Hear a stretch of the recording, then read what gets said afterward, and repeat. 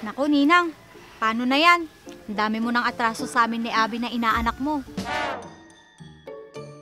Kaya nga, Ninang, alam mo ba, sira-sira na yung bag na gamit ko sa school. Ako din po, Ninang. Pati sapatos ko sira na. Kaya tsinelas na lang po ang ginagamit kong pagpasok sa school. Ma, saan ba tayo pupunta? Mamamasyal tayo, anak. Wala na kasi akong panahon sa'yo. Gusto ko makabawi.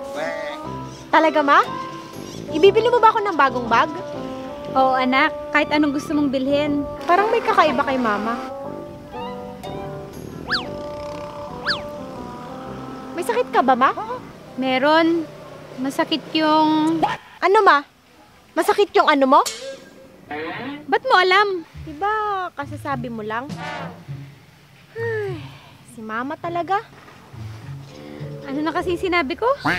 Nakalimutan ko tuloy. Na may sakit ka. Ha? Sinabi ko yun? Oo kaya. Kasasabi mo lang, Ma. Ikaw talagang bata ka. Puro kalokohan ang alam mo. Mana lang naman ako sa'yo. Mana ka sa'kin? Na maganda? Siyempre, kanino pa ba ako magmamana? Alangan naman sa kapitbahay natin. At dinamay mo pa talaga yung kapitbahay natin? Sus, si Mama talaga. Tara na nga dyan. Baka masiraan ako ng bait sa'yo. Ang gulo mo kausap. Ako pa ngayon ang magulong kausap. Si Mama talaga. Tumatanda na. Nagiging makakalimutin ka na, Ma. Hindi ako ulyanin, no? Tara na nga. Ikaw talagang bata ka. Pinsan, ano kayang diskarte natin ngayon? Kaya nga, pinsan, anong diskarte natin ngayon? May naisip ako, pinsan. Ano yun? Ganito, pinsan. Pwede! Ano? Game? Game na! Ano pang ginagawa natin, pinsan? Pinsan, nakita ko na yung ninang natin. Ha? Sinong ninang? Ayun, oh. Si Ninang na ba yan? Oo, si ninang na yan. Bibigyan tayo ng pamasko niyan. Tignan mo.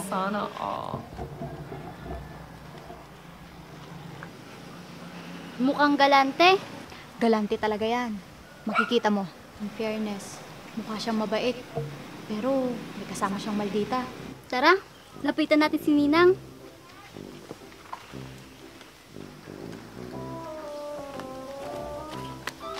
Ninang, ikaw nga! Ano po, Ninang? Hindi niyo po ba ako natatandaan? Si Ninang naman, ang daling makalimot. Lagi nga kami pumupunta sa bahay niyo noon.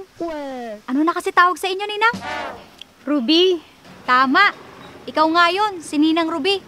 Di ka tumatanda, Ninang. Gumaganda ka palalo. Talaga? Ikaw nga po yung paborito ko, Ninang eh. Simula po nung bata ko, ikaw nga lagi yung hinahanap ko. Sino naman kaya itong daldalita na mistisang bangus na ito? Siguro sa dami ng inaanak nyo, hindi nyo na ako matandaan, no? Ako po si Myla. Ah, ganun ba? Kalaki mo na kasi ngayon. Pero, bakit hindi kita maalala? Isipin mo nang mabuti, Ninang. At sino naman itong parang Amerikanang hilaw? Mano po, Ninang? Ako naman po si Abby. Inaanak niyo din po. Ikaw din? Opo. Kasi nung nagpabinyag po kami ng pinsan ko, sabay po kami. Oo nga po. Kung sino po yung mga ninang ko, ninang din po ni Abby. Ah, ganun ba? Baka hindi ako naka-attend nung binyag nyo. Hindi ko kasi kayo talaga maalala eh. Naku, Ninang. Paano na yan? Ang dami mo ng atraso sa amin ni Abby na inaanak mo. Kaya nga, Ninang, alam mo ba, sira-sira na yung bag na gamit ko sa school. Ako din po, Ninang. Pati sapatos ko sira na. Kaya tsinelas na lang po ang ginagamit kong pagpasok sa school. Minsan nga po, hindi na po ako kumakain kasi pamasay lang po meron ako. Sus, totoo ba?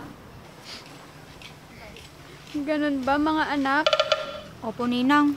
Hindi po kami humingi sa mga magulang namin. Kasi sakto lang naman po yung kinikita nila araw-araw. Talaga, mga anak?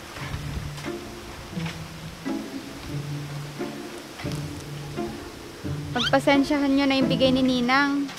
Naku, Ninang, nakakahiya po. Wag na po. Ayos lang po kami.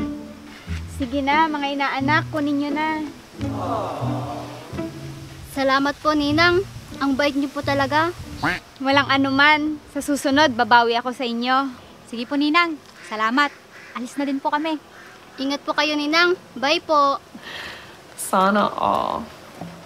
Ma, kilala mo sila? Hindi ko nga matandaan sa dami ng inaanak ko. Hindi ka sigurado na inaanak mo sila? Hindi. Pero mukha naman mababait na bata. Nakakaawa naman sila. Mukhang mababait? Sila? Ay, mama naman. Hayaan mo na.